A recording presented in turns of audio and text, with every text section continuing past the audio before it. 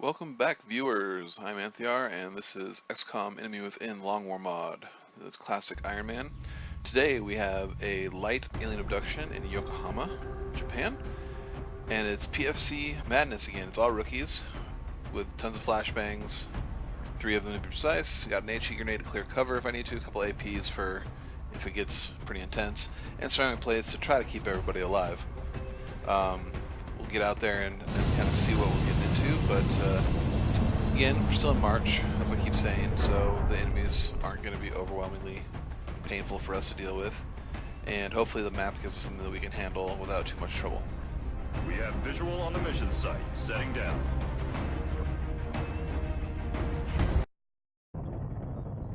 You'll be heading into Japan for the next mission. Current updates from the ground indicate the aliens are moving within the city limits. We should get down there and secure the area as quickly as we can. Alright, so it looks like this is the coffee shop and copy center map. It's 2 structures that are actually kind of connected.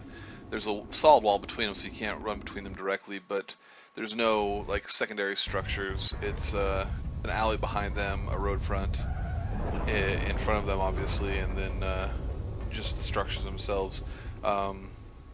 So depending on where we start, which is in front of the coffee shop. So you can see we've got the slight alley on the side there. Kind of a lot of tables, a lot of half cover in the coffee shop itself, the alley behind. And then the copy center is on the far corner. Can't really see into it at the moment. So our plan of attack is probably just going to be to try to get in, secure the coffee shop, make sure that's all clear, so that then we can turn our front as we move either through the alley or around the front of the buildings to get into the copy center.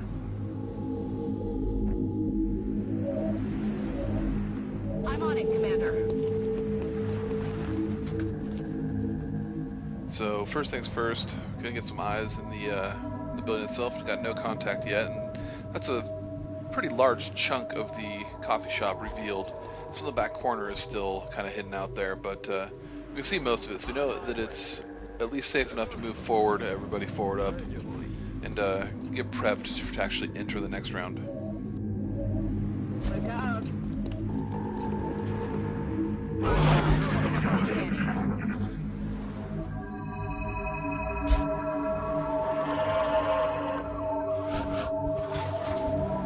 So we heard it sounded like drones somewhere and then milled off to the left. However, we need to finish securing this building, so we'll open the door and get our first rookie in there to try to get maybe some sight into the far back corner, hopefully. Maybe we can get this building cleared without having to worry too much about it. And no contact, that tells me it's probably pretty clear, so we'll get this other rookie up to this corner up here. Give her some good high cover, although with the way it's set up, she's not going to be able to step out left, so that kind of limits. And instead of going through the open door, she decided the window was the better option. Well, that's going to make some noise. And it apparently got some sectoids all hot and bothered up on the left as well. So we know we've got Melda and sectoids up there. So now that we've got the interior of the coffee shop pretty well locked down and exposed, we're going to go ahead and start rotating people around to the left to prepare to make contact with those sectoids. Rolling.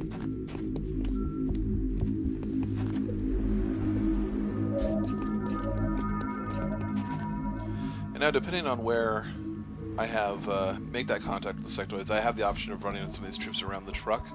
It's kind of a long flanking run, but as long as I can keep the sectoids from replying and getting someone to that truck as well, it gives me good high cover on the flank. And we've got more hostiles that hopefully will stay outside. I don't really want them coming in behind me right about now. That would be most annoying.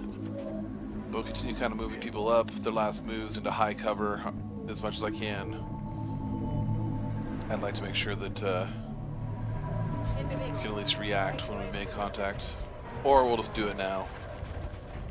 And so we got 3 sectoids. They all kind of fall back, which is actually probably pretty good for me at the moment. I guess there's that rookie I just moved where she could potentially get flanked if I'm not careful. And so I'm trying to decide if I want to. She's not in a horrible position, but I think that yeah, we need to make sure that she's in a safer spot. So we'll move her back there. This rookie in the back, I'm going to have to take a step over so that she can at least peek around the corner.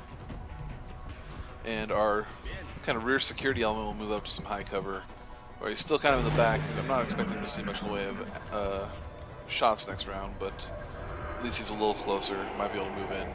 So we have a sectoid doing a mind merge on his buddy. Not at all surprising. That's a pretty staple maneuver for him since it improves the target's aim and abilities. Well, Overwatch shots, no dice. It's kind of disappointing. I've almost got to the point where I just expect my rookies to hit that, especially when they're in the 40s. No dice again.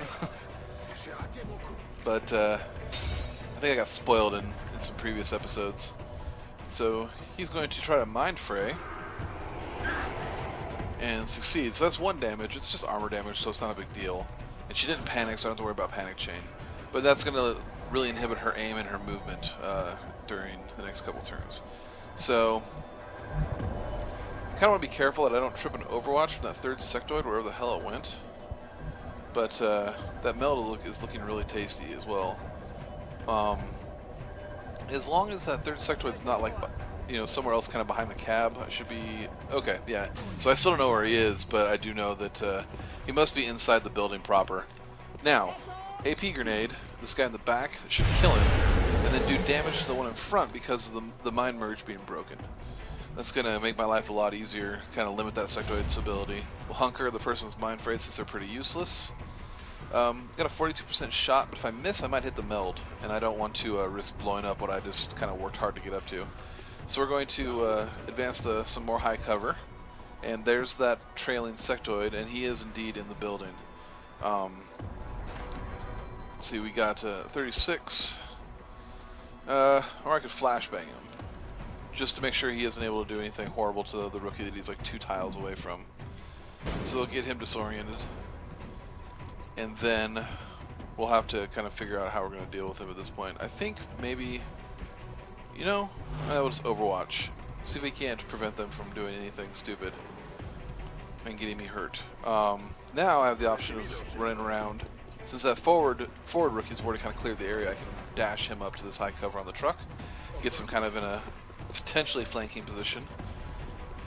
This rookie as well can get onto some high cover. Now that could have been dangerous because of the potential for flanking, but the nearest sectoid is not only hurt with his movement reduced, but also flashbanged, so it's pretty safe.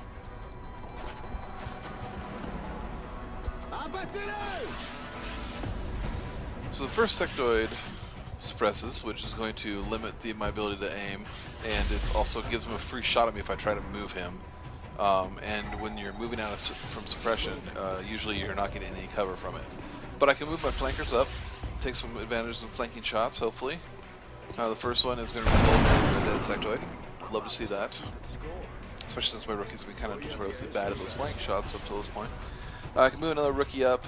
His shot's not looking so good. I could Overwatch, but seeing his half cover and that guy's still full health, I think Hunkering might be a little bit safer. Now for the suppression, I'll sit here and Overwatch, and you know, I'm not really fussed about it at all. And I can start moving this rookie up around the corner to some high cover, and that should give her... Oh, and we got some drones. Okay, it's 2 drones. Not terrible, but I'm not going to be able to lead this rookie here. I can take a shot at the sectoid, I can take a shot at the drone. I'm pretty sure there's nothing behind me, but I've got to get her out of there, otherwise she's going to get flanked by those drones. And we all know what flanking drones will do to rookies. We've had some experience with that. So this rookie is still mind frayed, so we'll Overwatch, even though she's not really likely to hit anything. Probably just a waste of ammo, but this particular rookie, I can get into this corner where nobody should really be able to get any sightlines on him, and he's set up perfectly to now do a little flanking loop to the back door of the coffee center. I think this is a coffee center. It's about the closest I can figure out here. Drone comes out. It's going to draw a bunch of Overwatch. I managed to drop it to 1 hit point, which is good for us. That means that his aim is going to be a little bit broken up. Sure enough, he misses a rather low percentage shot on one of my rookies in half cover. Next drone does a double... I don't know what he was doing, but I'll take it. It means he's not going to shoot at me. And our sectoid doesn't like his position, so he's trying to bug her out. But unfortunately, he's going to run right into my flanking rookie in the backfield there. So let's go ahead and take care of that first. Just kind of hop around the corner here. Now, there was another pod back here, I think. And so I gotta be hoping that, okay, good, there was no activation. So now, 100%, he's just so dead. Alright, so that's all the sectoids taken care of. Now it's gotta deal with these 2 drones. Firing from position is a little dangerous if I don't kill them. Okay, he's down to 1 health now. If I don't kill all the drones, they're probably gonna flank somebody. They're just gonna fly over the top of them and flank. But not a lot of places I can move to. Man, that's unfortunate. You know, there are about coin flip shots. They're all 50-50s, 49. Well, so far I've hit 2 out of 3. So that's something, I suppose. Okay, 2 for 4. So there's your 50%. Now, Mind Fray's gone, so this rookie can kind of get back into it. So we'll get her out. It's half cover, but gets her into a firing position. It's only 32%. And it's a miss. So overwatching wouldn't have mattered. Drones don't care. They'll just run right into it. And sure enough, he's going to fly right over the top. Maybe with him being hurt. Yeah, he's gonna. It's a crit. That's unfortunate. Alright, so we're going to have somebody in the med bay when they get home, but we're in a position that is still pretty strong. Have to get him around the corner and reload. We'll go ahead and take the shot. 70%. Boom. Dead drone. Alright, drones are handled. No, we just have to worry about that last pod of, I think it was sectoids. But they're in the alley somewhere, and I think they're kind of still behind where I've been fighting from. Fortunately now I have the opportunity, I can get reloads done, and let's get this rookie back inside, so if they're running down the alley, he won't necessarily reveal them. And here they are. So they came in the middle door, one of them's falling back, the other 2 are advancing to what I would have probably not called their best options here. Alright, so we're going to need to move up, find some positioning to move up and start getting some fire on them. I think I've got some pretty easy potential flanks with them moving up like that. I got 42%. I might do something. Yeah. Alright, well he's hurt, so he's going to be less effective. Start moving some people around the corner. Apparently no sight here. I'm being blocked by the pillar from the front door there. Alright. So we'll go ahead and just overwatch, try to maybe keep them from moving too much. Start moving around for this flank. And we already have one on the back individual. Well, that's useful. And we're back to rookies missing flank shots. Okay. Well, so much for that idea. Now we've got our injured trooper. We're just going to, I could dash her. Yeah, we'll just dash her. It's full cover, so she's pretty safe back there. I know I can get another flank here. This should be a flank on both guys. But I can only kill one. And it's better for me, I think, if I just flashbang them so that both of them, they can't run away very far. They're not going to be able to run much. And now with our guy in the back, I don't want to leave him there, obviously. And running toward them doesn't get him any good position. However, there's full cover in the alley that I can take, and hopefully that'll set me up for... Okay, I was going to say flanking the guys inside, but flanking the alley is fine. Alright, so that's one of the sectoids down. They're going to take their moves, probably to, yeah, they're going to fall back to some cover here. He double moved, which is nice. He was at full health. And this guy can't, with the movement reduction from the flashbang and being injured, I don't think he could have gotten anywhere. He could move like one tile. And so he just decided to take a really poor shot. I could HE and blow up some cover, but I think I'm in a good enough position that I can just kill these guys with guns, which means I'll get the corpses and all that, and the weapon fragments. I won't destroy anything. So dash across, try to be nice, make up for breaking his window earlier, open the door. Got a nice high percentage shot, and we got a dead sectoid. Perfect. Now hopefully, if I can get to the door, which I can't. I might still be able to get line of sight here though. Yep. Alright, so we got a flank in the back, and boom. There we go, dead sectoids. Alright. So that is Operation Broken Throne, all complete, 8 kills. Hopefully everybody got promoted.